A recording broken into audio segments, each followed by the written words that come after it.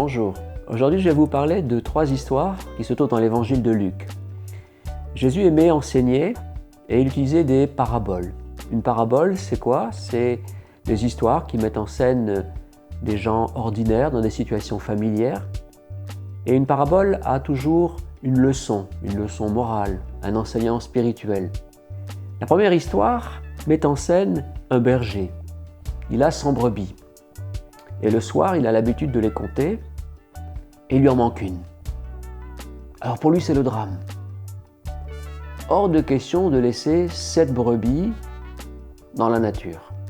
Alors il laisse les 99 brebis dans la bergerie et il se met en route pour aller chercher la 100e.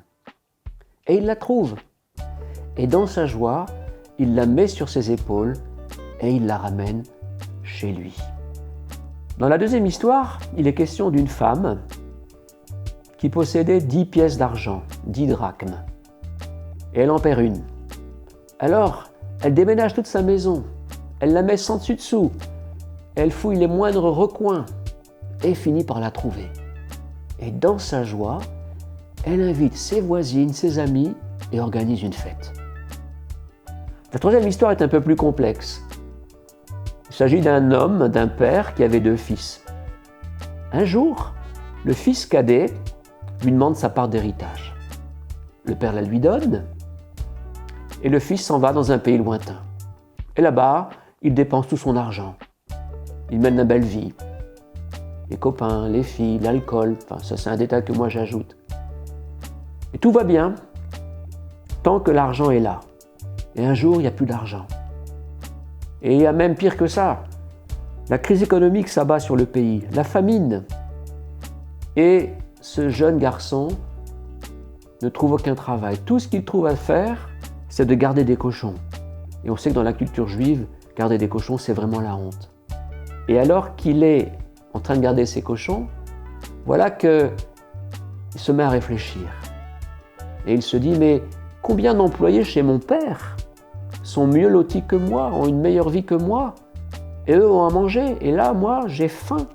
Et il se dit à lui-même, je me lèverai, je retournerai vers mon père et je lui dirai, papa, ce que j'ai fait n'est pas bien.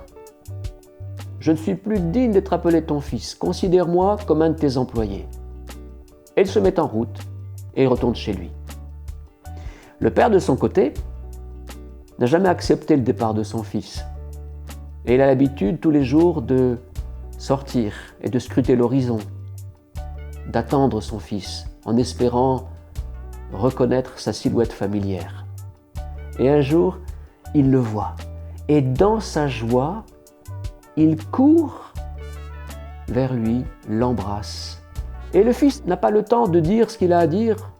Il bredouille ses excuses et le père dit à ses serviteurs, vite, vite, vite, mettez-lui une tunique, mettez-lui des sandales aux pieds et mettez-lui une bague. Et allez tuer le veau gras et nous allons faire la fête. Je ne vais pas continuer l'histoire, je vous la laisse découvrir par vous-même, surtout l'échange que le père a avec le fils aîné. Vous l'avez sans doute compris, ces 3 histoires en fait n'en sont qu'une. La brebis perdue, puis retrouvée, la pièce de monnaie retrouvée, le fils perdu et retrouvé, sont en fait la même histoire. L'histoire de l'humanité perdue que Dieu recherche ardemment.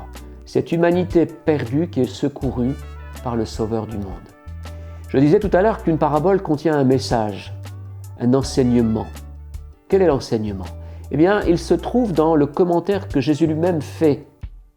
À propos de la brebis retrouvée, il dit « De même, je vous le dis, il y aura plus de joie dans le ciel pour un seul pécheur qui se repent que pour 99 justes qui n'ont pas besoin de repentance. » Dans la deuxième histoire, voilà son commentaire. « De même, je vous le dis, il y a de la joie devant les anges de Dieu pour un seul pécheur qui se repent. » Dans la troisième histoire, le père dit au fils aîné, qui râle qu'on ait fait une fête en l'honneur de son frère débauché, « Mais ne fallait-il pas faire la fête et se réjouir parce que ton frère, que voici, était mort et qu'il est retrouvé, parce qu'il était perdu et qu'il est revenu à la vie. » 2 mots pour conclure.